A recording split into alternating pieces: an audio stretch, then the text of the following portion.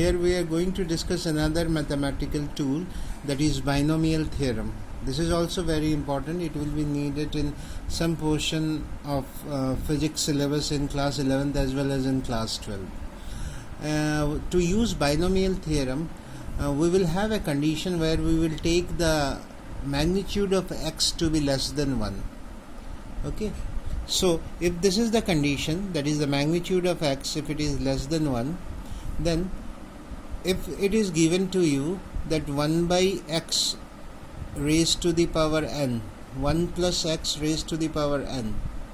Now, to solve this, the equation that will follow is in accordance with the binomial theorem, and the value is 1 plus n into x plus n into n minus 1 divided by 2 factorial into x square plus n into n minus 1 n minus 2 divided by 3 factorial into x cube, and so on, where the term factorial means starting from that number, say 2 factorial means 2 into 1, 3 factorial means 3 into 2 into 1.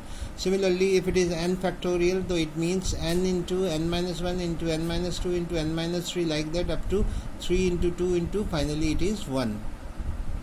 Now here the power n is any number, positive, negative, or integer, or a fraction. It can be anything, not an issue at all with n, but the thing is that the value of x, the magnitude of x, should be much less than 1. So this is the condition which needs to be taken care of. So we have this value.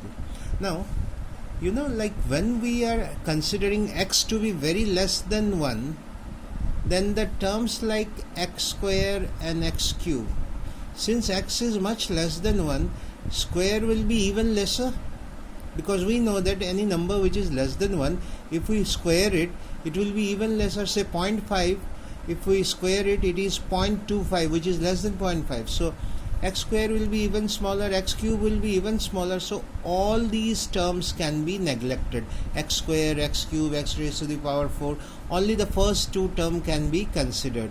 So in physics, whenever we will be using the binomial theorem under the conditions that the x square, x cube, higher powers of x are negligible, so in that case the first two terms will be considered. Suppose we have the equation like 1 plus x raised to the power n, so the first two terms will be 1 plus nx, the value of n plus positive sign, for this is positive, so 1 plus nx plus other terms will be x square, x cube, x raised to the power 4, which are neglected because x is very small. Similarly, 1 plus x raised to the power minus n can be written as 1 minus nx. Only the first two terms, the other terms will be neglected. Now let us take an example here. This example you will do in your chapter of gravitation, which is there in your syllabus. But just to understand the concept here, suppose at a particular height from the surface of the earth given by h, and the earth has a radius r. Now, if acceleration due to gravity at the surface of the earth is 9.8 meter per second square, but at a height h, it is given by gh, which is equal to g into r square by r plus h, where r is the radius of the earth and h is the height. Now, this form can be written as r, if you take common here, so it can be written as 1 plus h by r whole square. So it will be r square, so r square cancels out, so it will be 1 plus h by r square. So this, if it moves up, so we can write here 1 plus h by r raised to the power minus 2. Now this will come under binomial theorem because h by r is much less than 1. So first two terms we will be taking, other terms we will be neglecting. So the first term will be 1, second term will be nx. The value of x is hr and value of n is minus 2. So it is minus 2 h by r.